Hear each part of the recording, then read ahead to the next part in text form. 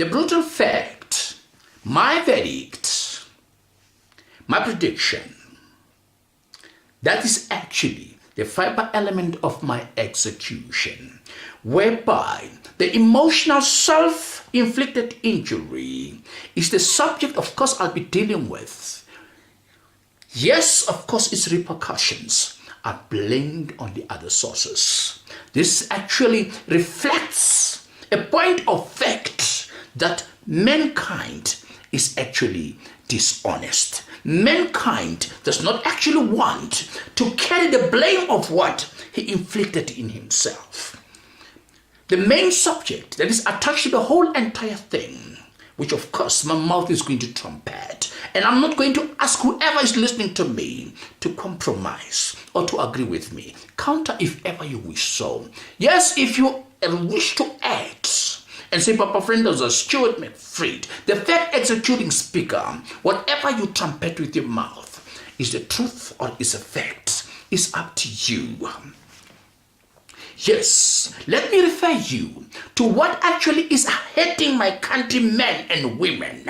Let me actually trumpet facts, which of course are in the lips or on the lips of my countrymen and women, in the hearts of my countrymen and women. Of course, that is contaminated the brains of my countrymen and women. And this little seed is called corruption. Let me explain to you, based on this context, what is this corruption? Corruption in this particular context is referred to dishonesty.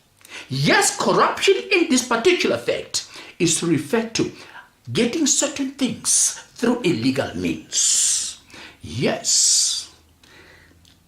Corruption in this particular fact means favors that are being given to certain people, in return getting either monies, properties, or whatever the person who actually unleashes this favor is actually expecting.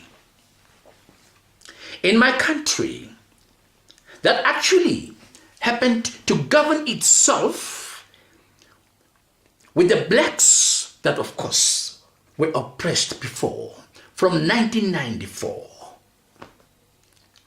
There has been this reflection, the issue that, of course, the government in question is corrupt. Do we have to agree with that or no?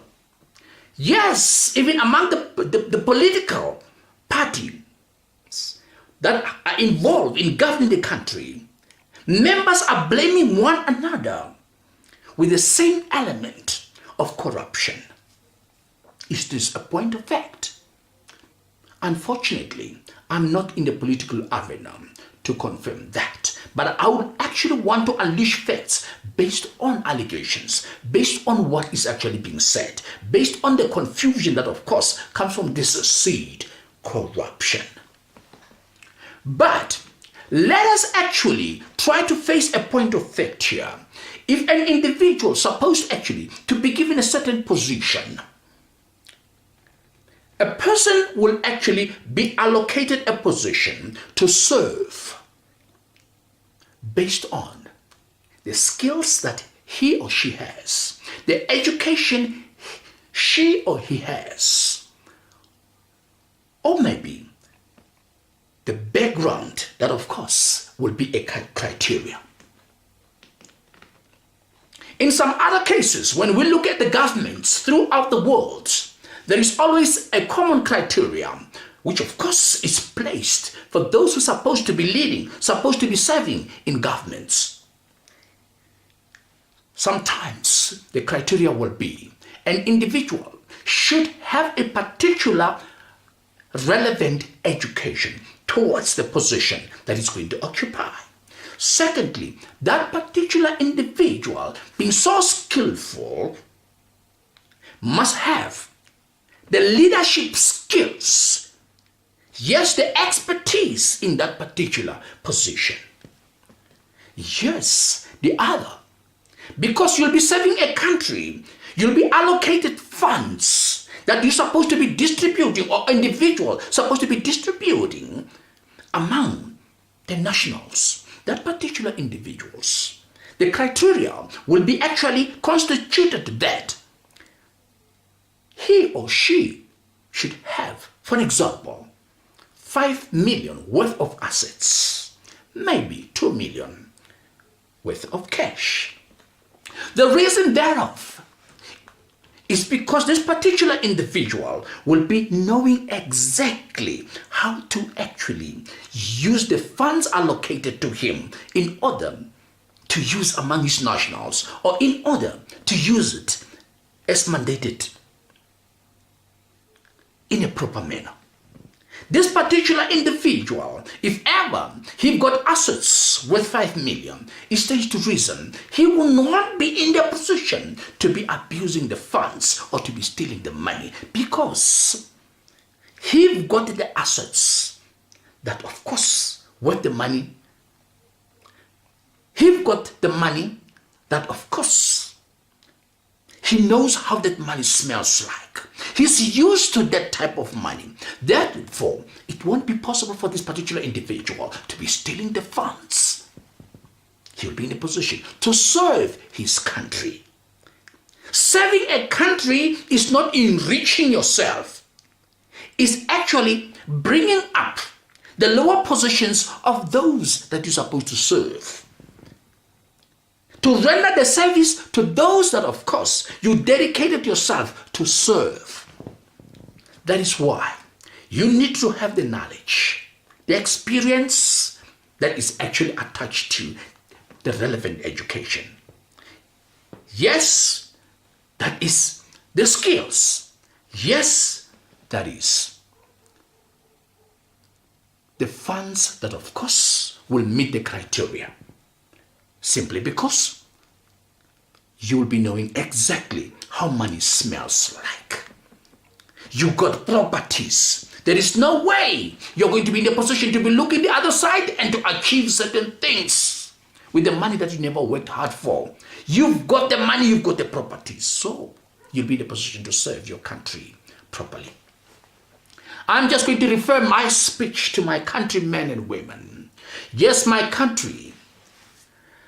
In 1994, the black government took over in South Africa. That is my country.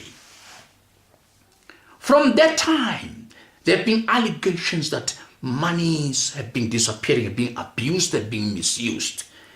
It actually reflection that, of course, people have been stealing the money. People in government have been pointing fingers at one another that money has been disappearing. Why? Did we ask ourselves why? Those people who were actually appointed to certain positions, did they qualify? Did they actually meet the criteria? Did they have the relevant education and skills or expertise? Did those people actually have the relevant part of the criteria, that is the funds, the assets required, that of course will not make them to steal the country's money? Let us ask ourselves questions. Was that particular criteria applied to the ruling party? Let me refer you to my country, South Africa, that suffers oppression under the apartheid government. Yes, the apartheid government members, who of course were dethroned, there've never been a situation whereby they've been dragged in and out of courts because of having stolen the country's money. There have never been situations whereby, of course, they've been accused of having involved in corruption. Why? As I know my countrymates, yes, my African people, since you are dragging one another out in due to corruption, you would have actually laid hands on those who used to serve during the apartheid era that they have stolen money. Up to so far, not even one of them have ever been actually accused of having stolen money. If I remember very well, if somebody happened to be involved into a position, Minister of Agriculture, the criteria would be he must have expertise or the relevant education in that regard. Secondly, there would be a criteria. Yes, this particular individual should have some kind of assets worth maybe 10 million. Yes, maybe hard cash, 5 million. That was actually placed there or used in that particular fashion with the understanding that that individual will occupy that position, won't be stealing the money because he knows the smell of the money. He's got the possessions, he's got everything. He will dedicate his life serving the country or serving the government he was mandated to. That is why the clerk was never dragged in and out of court for having stolen money. Backwater was never pulled in and out of court having stolen money. You name them. What happened to South Africa nearly after 20 to 30 years in government? What happened to the black government after 20 years? People have been dragged in and out for stealing money. It has been alleged that they've been stealing money. Why? The reason in this particular fact is because the criteria was not applied. An individual person, simply because he was out there, he was a veteran or was a cadre, or he was favored by a particular individual, yes, was placed on that position, even though that individual did not even have a cent in the bank account, he was given 1 billion rand in order to distribute among the poor or to build houses. What do you expect from a man who has never had money in his bank account to do with that type of money? Yes, blame yourself. If that man misused the funds, yes, if that man takes that money for his personal issues, who's supposed to be blamed? You're supposed to be blamed for not having used the proper criteria of choosing somebody who's supposed to occupy that position and be allocated with the type of money. Yes, it has been happening on several occasions. Certain individuals in government, I'm going to choose to speak about levels or categories. Let me start from the municipalities. A man is actually appointed as a mayor simply because he's being loved by somebody, or he's being favored by somebody, or maybe that is actually the reflection of nepotism.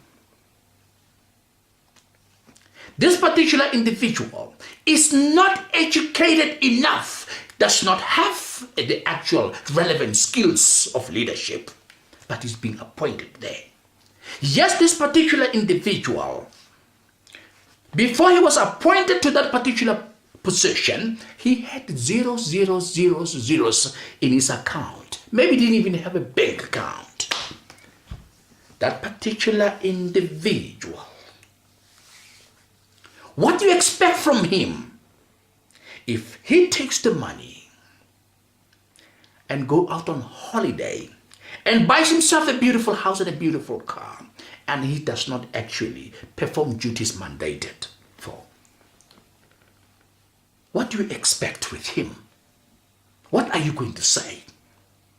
He's abusing the funds. Yes, that particular individual, he's subjected to a contention of actually being bribed by other people outside, whereby he's going to allocate certain favors, yes, of performing certain duties, yes, tenders of some kind, in return to get maybe more money.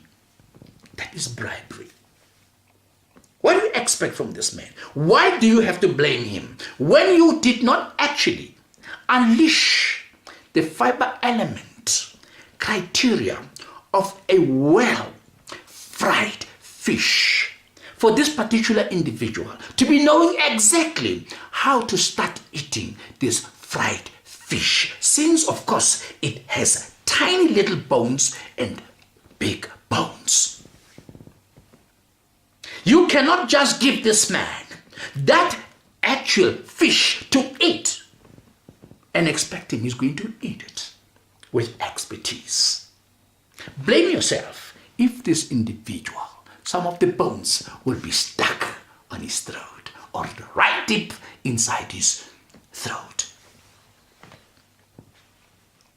Now, we blame this individual. We take this man to jail. Yes, we started talking ill about this individual, but we are forgetting one contention. We are actually the cause of whatever happens to him. This is a self-inflicted injury. If ever we did actually choose someone or appoint someone with relevant skills, someone relevant education, someone who would meet a criteria, who knows the smell of the money, that particular individual would not have been in trouble like that. Yes, the nation that he serves or the people of the community he serves would not actually be suffering. So the suffering has been inflicted by those who actually appointed him right there. This actually gives us another impression. Those who appointed him right there, they are also subjected to the same issue, maybe of lack of experience. They actually occupy those positions with actually no expertise. They never met the proper criteria that is relevant to that particular position. That is why they happen to choose the wrong person who actually extended the corruption, extended the contamination of destruction to the people that they serve. Now you start blaming him. This is self-emotional inflicted injury. That is the brutal fact. You can actually counter and say, Papa friend is a astute McFreaks. Nonsense. I'm just going to give you another example. Simple example. Yes, it happened. It was alleged. It was reflected in the media. One student happened to find herself being a little girl with 14 million transferred into her banking account. This little girl never knew anything about money. She has never seen that type of money, not even maybe 10,000 rand. She saw 14 million. She just went wild, drinking spree, expensive trips with friends and whatever. At the end of the day, that little girl was blamed as a thief, who was actually even accused that she was dishonest. That particular individual was even actually made to pay that money back as if it was her fault. The fault was the particular individual who, of course, was appointed to be dealing with a situation of transferring monies to correct department with that broad knowledge or experience, education, and skills. That particular individual who wrongly transferred the money into that girl's account is the one that is at fault, not the recipient. The recipient is not at fault. It's just like she happened to catch up with some kind of lottery. She happened to catch up with some kind of some bread falling from heavens above. Anybody could have done that. So this proves a point. Self-inflicted injury. Somebody was corrupt. And that particular corrupt person appointed someone on the position that he does not even know what the position actually requires. And that particular individual extended the pollution with the wrong services. Then we start blaming other sources. Why can't we blame ourselves? I'm just going to quote something. I know some of you might be feeling a little bit out of sorts. I know some of you might be feeling offended. Yes, if you feel offended, it's fine. Papa Frindle is going to unleash facts here. If I'm not going to say anything, who's going to say it? I'm just going to say it here. The president of South Africa, it was alleged, he even said himself, He was a headman in the villages. He was not educated. He educated himself. That's what he even said. From there, he became a freedom fighter. He went abroad. He came back to South Africa, was arrested. He was thrown to Robben Island. He came back. For the mere fact that he was a cadre, for the mere fact that he was a veteran, for the mere fact that they regarded us as one of those people who actually fought against the oppressors. He was given a position that, of course, he might not have deserved. According to me, he's supposed to have had the relevant education to be appointed to a position as a vice president. According to me, he's supposed to have the relevant funds to be appointed as a vice president, so that he should be in a position once he's actually given or allocated with the funds, whatever billions, he would be in a position to use it properly. At a later stage, it was alleged, I wasn't there, it was alleged that he was involved in billions of transactions, deals with some German companies or whatever companies. Whose fault is that? Why do you have to blame him? You knew for a fact that he was a headman. You knew for a fact that he was not educated. You knew for a fact that he never had those skills. You knew for a fact that he did not have the money there. You did not know the smell of the money. Then you put him there. So what did you expect the man to do when he saw billions around coming from other countries into his pocket? He got tempted. He's human. You started blaming him. At the end of the day, he was demoted from being a deputy president. Let me tell you something funny. There is one thing I like about that man. He seems to be very special to me. When he realized that you made a mistake, when he realized that you had him through your mistake, he never actually made noise. He went into his closet and he fought those who actually demoted him. He fought them with spirituality. He went into his closet. He actually asked God, Father God, you created me and you touch those people. They should touch me the way they touched me and put me where I am. Today, they are degrading me. Today, they are saying certain things about me. Today, they want to throw me into prison because they say I'm corrupt, I've stolen money. Let me tell you something. God, to those that of course acknowledge his presence, acknowledge of course that he created them, he always unleashes the Holy Spirit of defense. He armed him with self-defense. That man never went to prison. You know the reason why? He never spoke. He never made a lot of noise. He left that in the hands of God. He went into his closet. He was just demoted. But let me tell you something. Simply because they fought the wrong war against this man, making a lot of noise,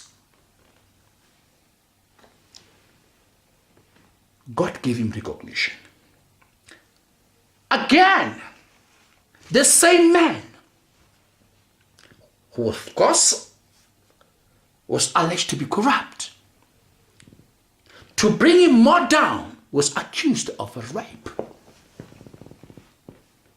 Every man would just have a social relationship with a woman and have fun.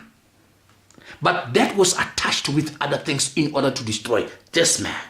Simply because they could not destroy him with the allegations that he stole the billions through deals. They really wanted to cut him. Simply because God defended him. Simply because this man went into his closet and prayed to God that God defend me, and God defended him. They wanted to reduce him to nothing and accuse him of rape. When of course he went into a sexual relationship with somebody who actually agreed on sexual sex. Let me tell you something. That man fought a spiritual battle. He went into his closet again. That same man that you said was corrupt.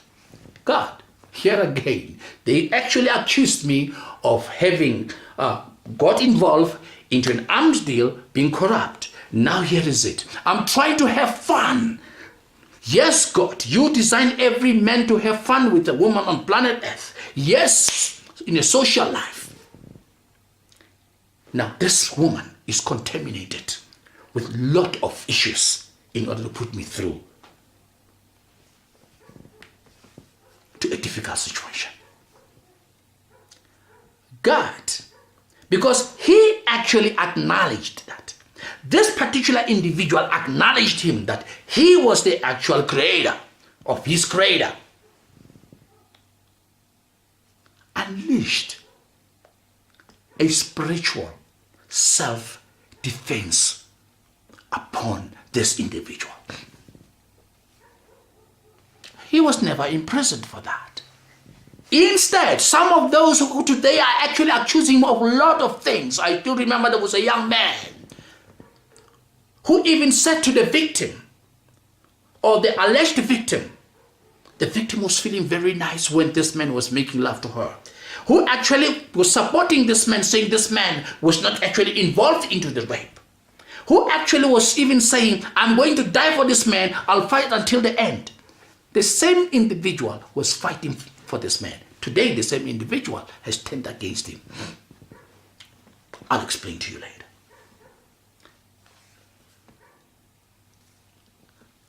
Round number 3.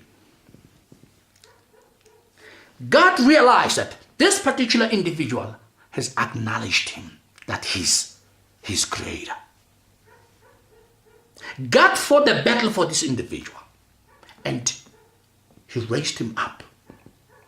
He made other individuals to touch this man. Other individuals who knew exactly that this man was once upon a time a headman. This individual was never educated. He educated himself. This man was just Mr. Nobody. But God unleashed the Spirit to those people to touch him, to put him up.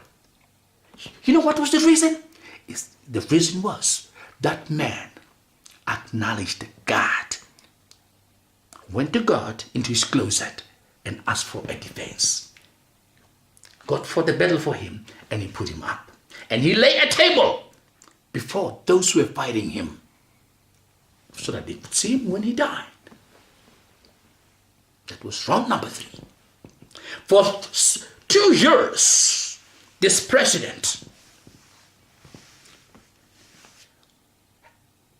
was governing his country very well, with no accusation. At a later stage, it never actually prevailed properly in the hearts of the others,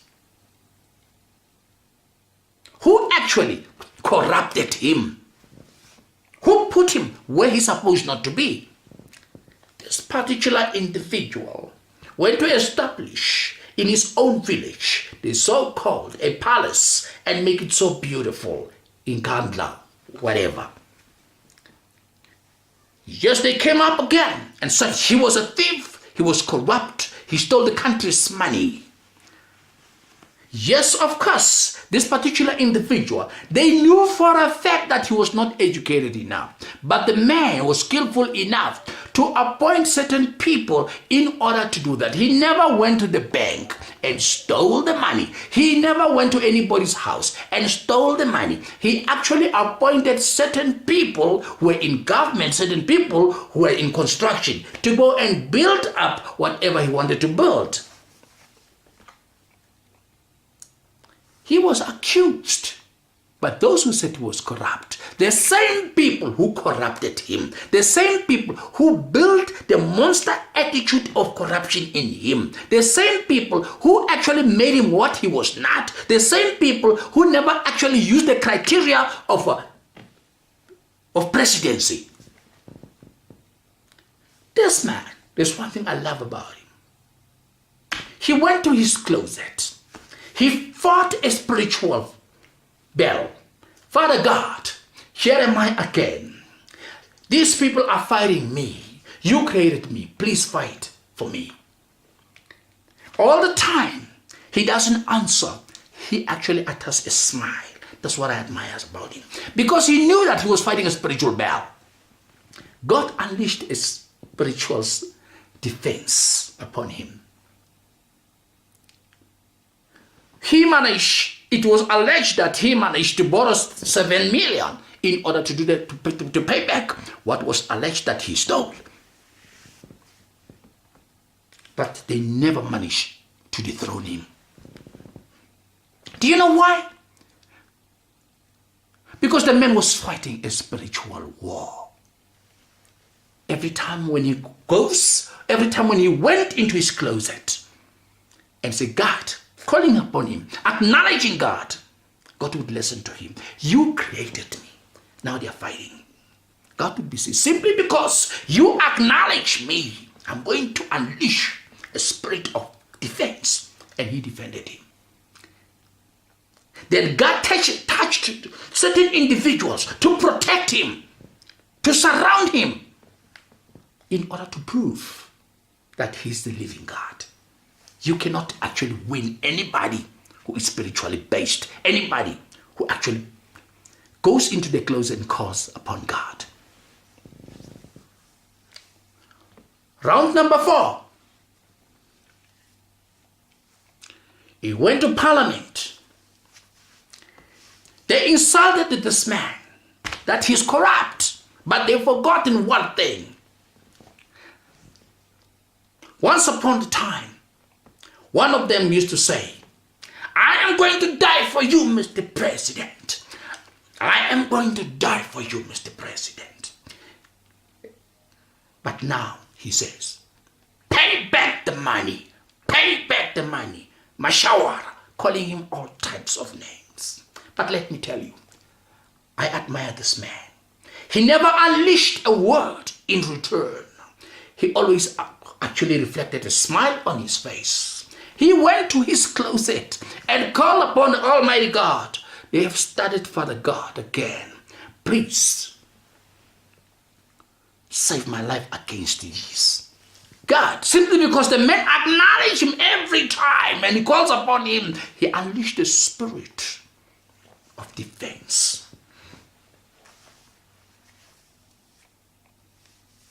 Round number 5. Yes, there was an incident where people actually died. The miners were killed. And the blame was actually placed upon him that he is actually responsible for the killing of those people in Marigana. Simply because he was the head of the state. He never unleashed a word. He always just smiled. He went into his closet. The same man that is being said is corrupt. He called upon God and said, Father God, here are they again. Please help me. God unleashed the spirit of self-defense. And they shut their mouth. It was not enough. Simply because they were losing one round after the other. They said, we are going to continue fighting this man until we get rid of them. They went to Parliament. They started insulting him once more time. At some stage, they came together as one, even some of his party members, to dethrone him. Yes, the first round, they failed to outvote him. Vote of self-confidence. The second round, they tried again. Vote him secretly. Outvote him secretly. No confidence. This man went into his closet. He asked God, Father God, the people that actually appointed me, even though they knew that, of course, I did not qualify for the criteria of being a president, now they want to dethrone me. Please help me. And he put a smile on his face. God unleashed the Holy Spirit of self-defense. Even the party members who wanted to get him off, they failed.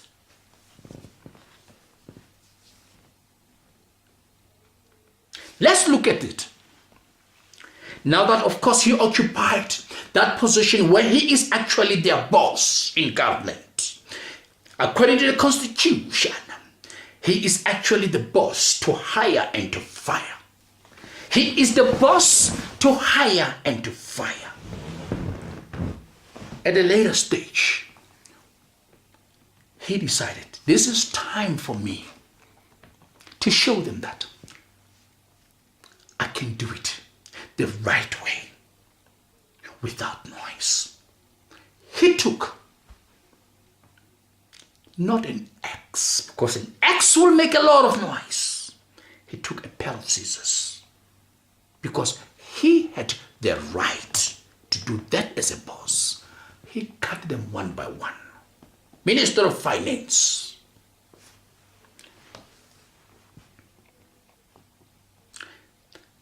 The whole country was in flame. Why was he doing that? He's supposed not to do that. But they've forgotten that the Constitution gives him the right as the boss to hire and fire.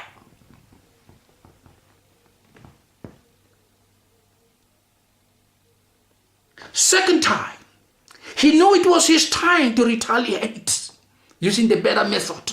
Not screaming very high. Every time he just utters a smile or reflects a smile on his face. Reshuffle. He never took an axe to chop anybody. He took his sharp scissor and pruned the tree of those branches he never wanted. From the same party that, of course, he's heading. Everybody was shocked. I feel sorry for you, Minister of Education. You are an educated man, very brilliant man.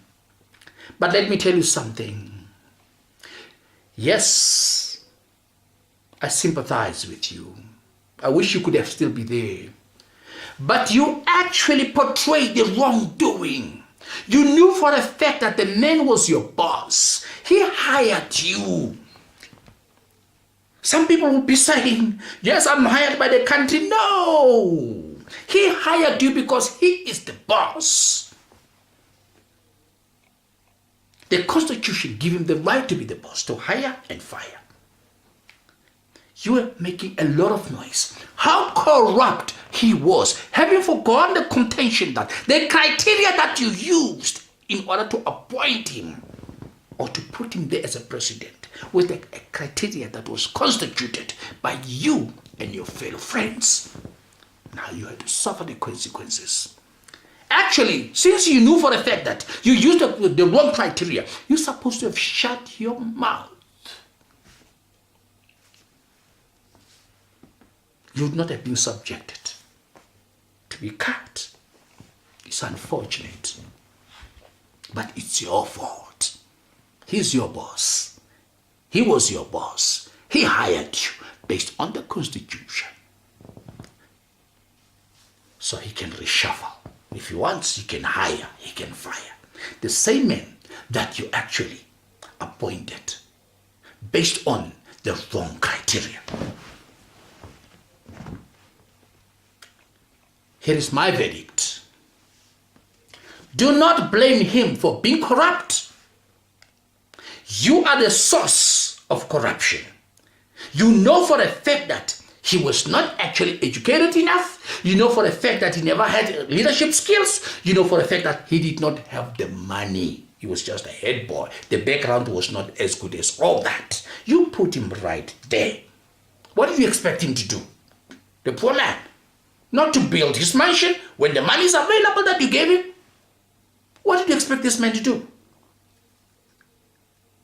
Not to get involved into those arm deals. He did not have the knowledge of how to use the money allocated to him. It's your fault. Don't blame him. That's my verdict. He's not guilty. You are guilty. You destroyed the country. Those that actually appointed him to be the president. Why are you blaming him? I salute him. You know why I salute him? Because he's the man that always smiles. and go into his closet and pray to God for defense. And God will unleash the spirit of defense upon him. And then God will appoint certain individuals in order to protect him. That is why you tried several times. I guess 7 rounds, not even 1 round you happen to win. Yes, here you come again. You tried all the avenues. You lost all the rounds. Now you want to go to round number 1.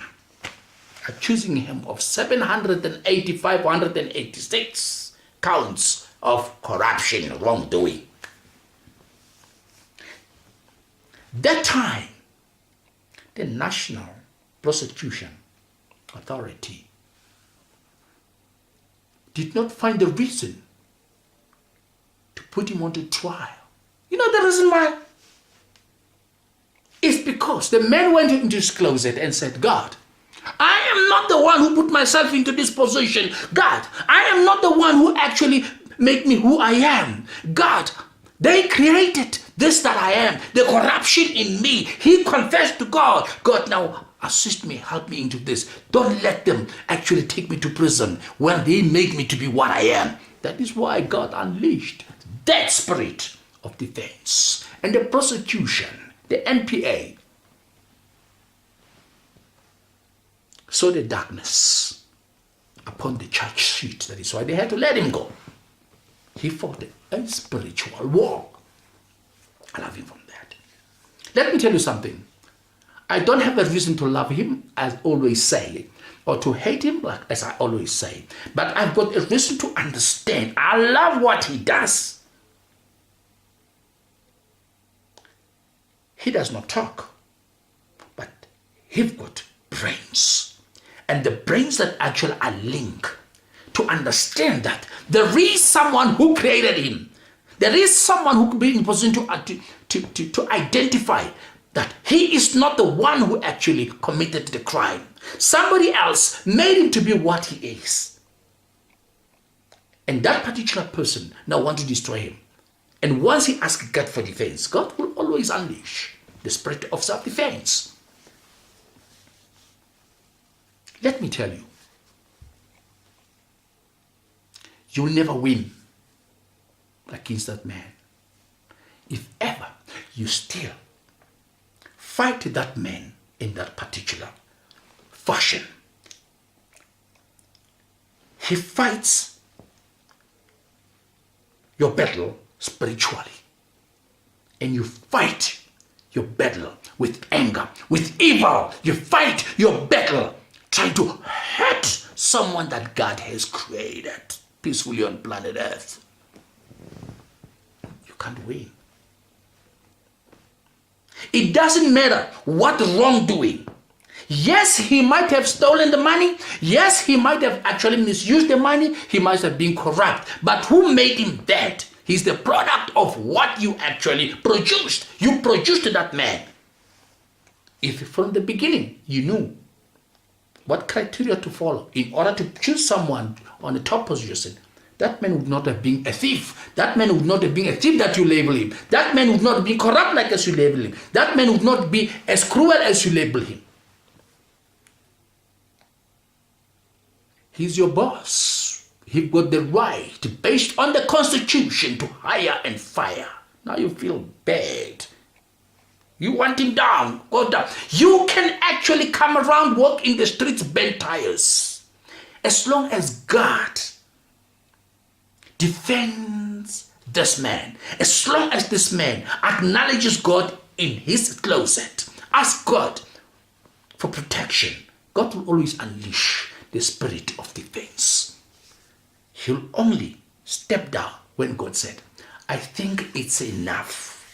They have suffered enough for their mistakes, for the mistake they've committed, having chosen you on the position that of course you're supposed not to.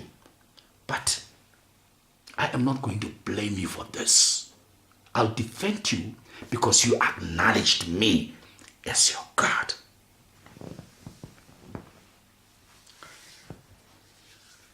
My verdict, blame yourself, don't blame me.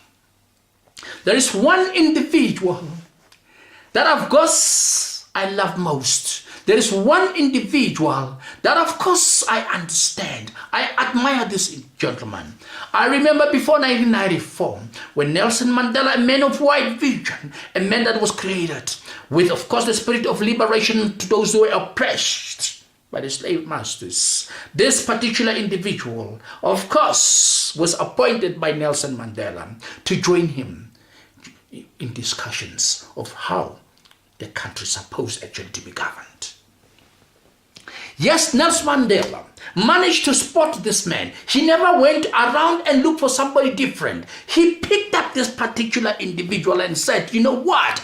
I want you here because I know South Africa is going to fall into wrong hands. I know South Africa is going to actually to go down to where it's supposed not to be. I want you at the end of time. I want you during that time, of course, which of course it will be a time of confusion. You should rescue South Africa. I want you to be in a position to discuss how the country is going to be run.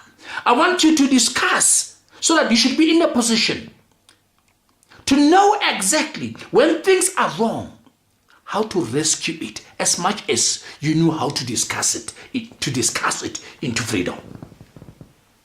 Nelson Mandela never appointed this particular gentleman. Let me actually give you, I'm not going to talk about his biography, but I'm just going to give you some few facts about him. Just this particular individual was very skillful. This particular individual was educated. This particular individual was rich, had money like dust. Nelson Mandela could be in a position to look through this man's spirit. Nelson Mandela could actually detect from his innermost being that this is the man who's going to rescue South Africa during difficult times. And he said, I am going to use him as a rescuer. He never appointed this man to be his deputy. He never appointed this man to be actually becoming his deputy in order to become a president. Because if ever he appointed him to be a president, his deputy as a president, that man would soon become a president and his term will expire after 5 years or so. And when South Africa is in difficult times, that man would not be in the position to rescue South Africa when South Africa needed a rescuer, when South Africa needed someone who'd actually take it back where it's supposed to be. I said at the beginning, in order for you to become something of great importance, especially in a political position, you need to have the skills, the education, you have to have the funds. Because once you're allocated with the funds, you will not abuse that funds because you've got those funds. That particular individual had the money. He was a businessman, having money like that, had the education, I repeat, had the skills, the intelligence that Nelson Mandela could diagnose when he looked at him. That is why he took him with to go and negotiate how South Africa is supposed to be governed. Now I'm in predictions. I'm not just going to be ashamed to name this man. It's not that I love him. I don't hate him. I don't favor him. But I've got to accept the contention that, God is miraculous. God created expertise to be identified by other expertise. He was identified by another person who was an expert. He was identified by a freedom fighter, somebody who actually won the freedom for South Africa.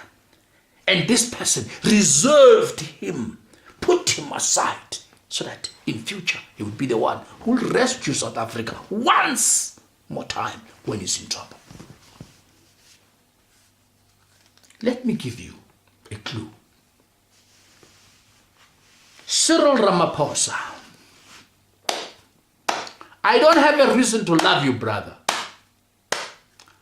I don't have a reason to to say much in favor of you, but I've got a reason to execute facts based on what Nelson Mandela actually diagnosed from you. He picked you up and put you as a secret rescuer. The last person who will rescue South Africa when it's going down. That is why he never made you his deputy. He knew once you became his deputy, of course, your time will expire. And when South Africa needed a rescuer, there will never be a rescuer. That is why he put you last. Fortunate enough, you went out there. You were not angry. Yes, you might have been angry as a human being, even though the anger never reflected on your face. You might have been angry, but not having realized that you were chosen as a special person who was going to rescue South Africa. As a human being, you might have been upset when Nelson Mandela never appointed you as his deputy. But you did not know. Now you have to know. Here is my prediction. Cyril Ramaphosa, you've got the money like dust, I repeat. You've got the education. Yes, the intelligence. Yes. You've got the assets. Yes.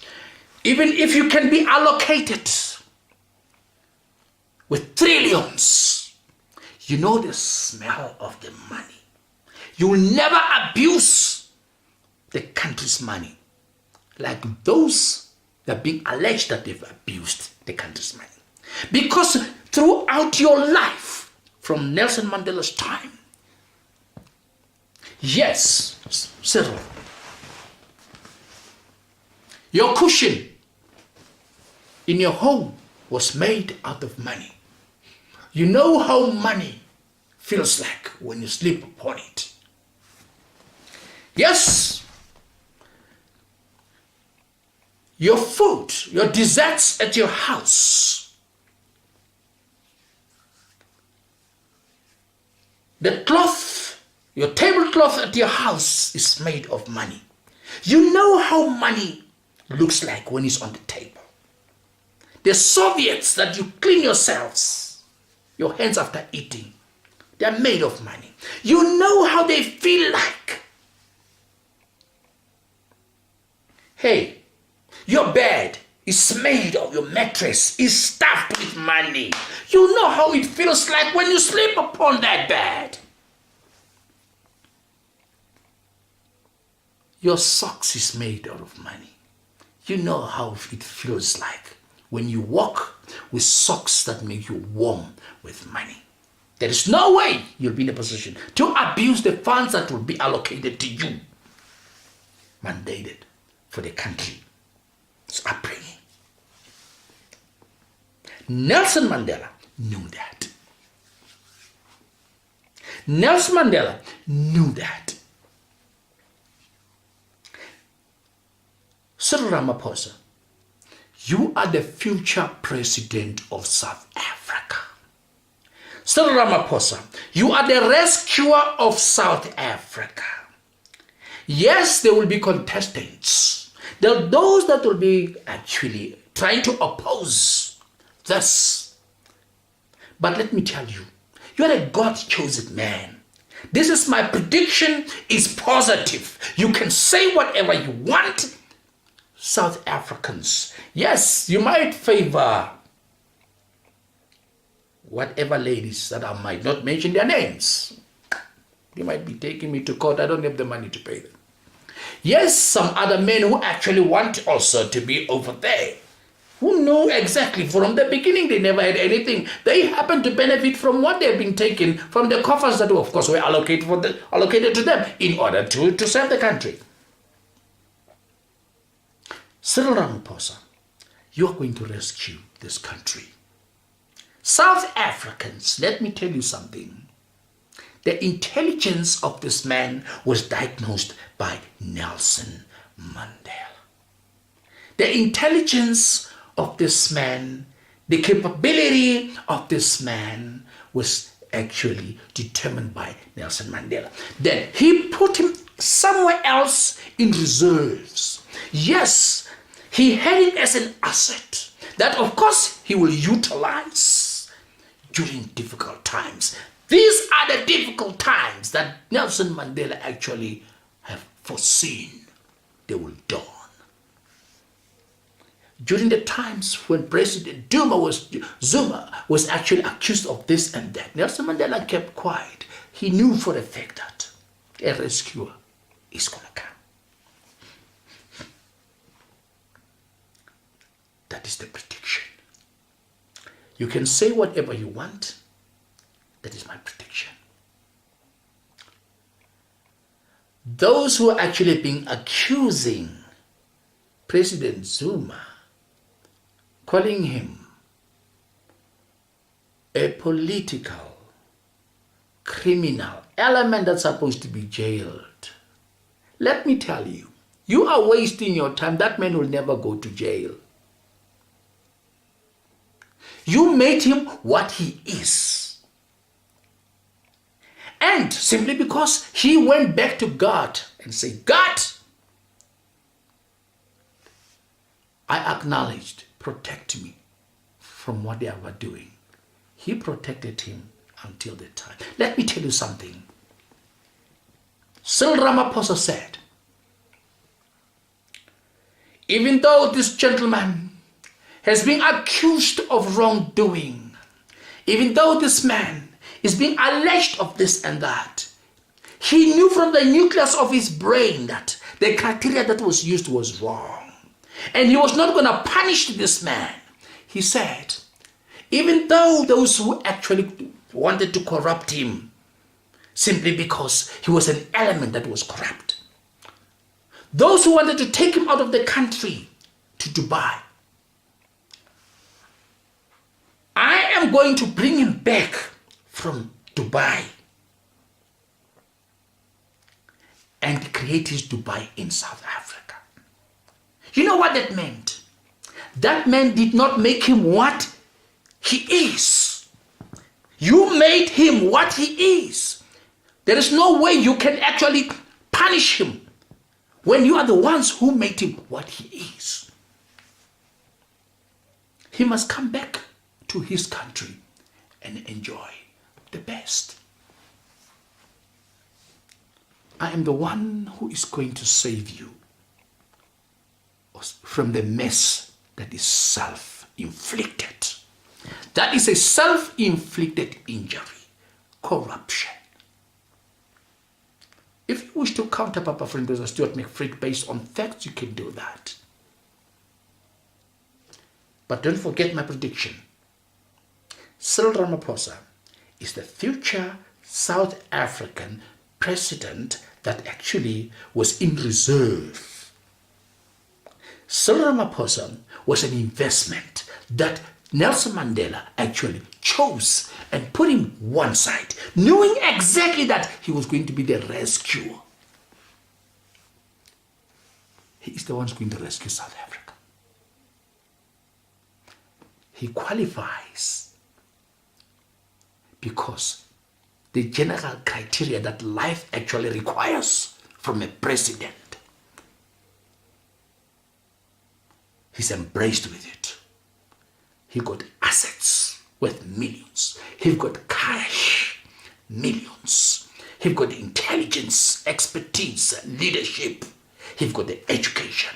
He got everything that that position of presidency requires. He's your future president. If you wish to counter, Papa Frindoza is available.